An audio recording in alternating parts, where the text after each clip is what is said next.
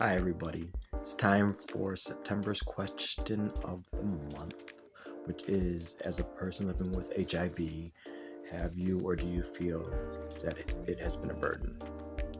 Well, I was diagnosed with HIV in 2008, so I believe it's going on like 14 years that I've been HIV positive. I was diagnosed at the age of 20, right before my 21st birthday. So I will say at that age and at that time in my life, yes, it was a very big burden, to the point where I put it to the back of my head and I didn't take medications for almost a year. Um, I didn't start taking them until I got really sick. And then afterwards, I started taking care of my health, because, I didn't want to die. And it became somewhat of a burden, taking a couple different pills, sometimes twice a day. And, it started to bother me, started to get under my skin, but it wasn't as heavy as when I was first diagnosed. And now, all these years later, I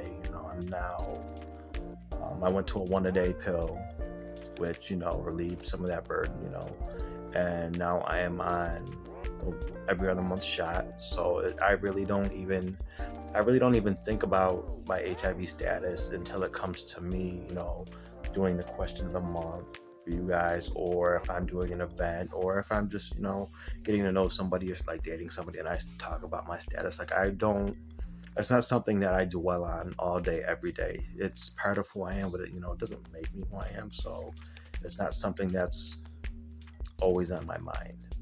And I'm just thankful I'm healthy and I was able to accept my status. I think the acceptance of my status was what helped me relieve that burden, of having HIV. Because once I accepted it, my life became so much easier to manage. Um, I made so many new friends, acquaintances. The networking. It being HIV positive, changed my life, and I it was for the best. I Not for the best, but I made the most of it, and I don't have any regrets about it. So no longer any burdens.